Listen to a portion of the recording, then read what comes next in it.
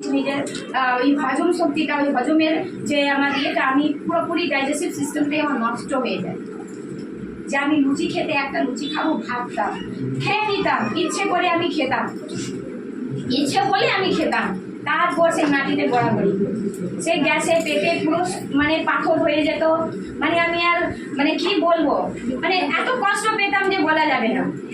মানে গ্যাসের অম্বলে সেটা তো হতোই, কিন্তু পেটে যে আমি সেই অস্বস্তি ভাবটা, যে আমার মনে হতো যেন আমি নিঃশ্বাস নিচ্ছি কিন্তু ভেতরে যাচ্ছে না, সেটা বেরিয়ে আসছে।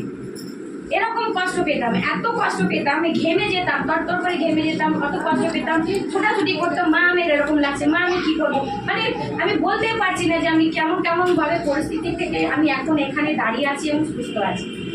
এখনো আমার বলছি তো, আমি একটা দিন এসে স্যার বলছেন কস্টলি, আমার শরীর থেকে বেশি না, আমি এখন একটা মানে দিনে সকালবেলা 10টা আছি,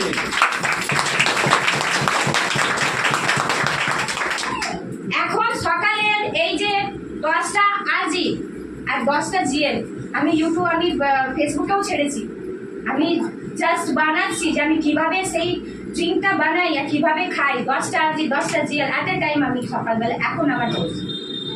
যাই হোক, তা আমি এইভাবে করে ওই বাচ্চাটাকে বাঁচালাম, নিজেকে বাঁচালাম। এই যে বাঁচালাম, কে আমার সাহায্য করলো, এই আজি জিএল, এই গেল রান্না।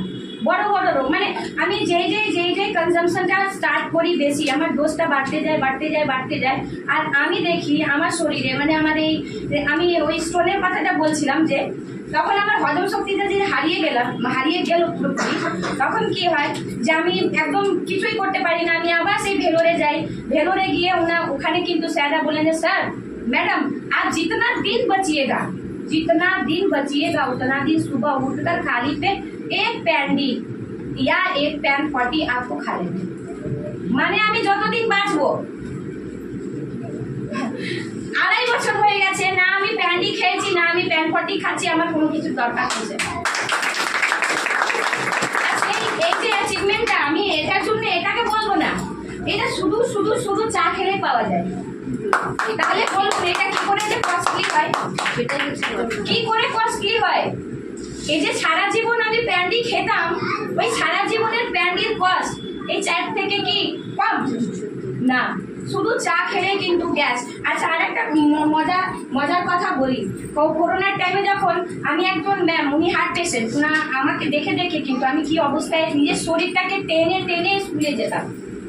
আমি নিজের শরীর আমার জন্য বোঝা, বড় বোঝা, ওকে টেনে আমি স্কুলে যেতাম, সিঁড়ি ভাঙতে পারতাম না, একটা সিঁড়িতে দুটো পা, মানে আমি ভগবান আমাকে ওই দিন আর না দেয়, কোনোদিন না দেয়, কাউকেও না দেয়। এরকম করে আমি ক্লাস নিতে যেতাম, সেই 3 তলায় 2 তলায়, আগে আমি রিক্সায় ছিলাম, এখন আমি ব্যান্ডের লিচু বাগানে এসেছি। ওই যে পরিস্থিতি যে আমার শরীরটা ছিল, সেখান থেকে আমি এইখানে, এখন আমি ছুটতে, সে 3 তলাই হোক, আমি ছুটে মানে স্পিডে আমি সিঁড়ি ভাঙতে পারি। আমার এই যে মানে আমি বলছি না যে হেলথ আর আপনার হ্যাপিনেস আছে, আমি কিন্তু হেলথ পেয়েছি, আর এটা পেয়ে আমি এত হ্যাপি, সবসময় হ্যাপি থাকি। আর আমাকে দেখে আমার হাজব্যান্ড হ্যাপি।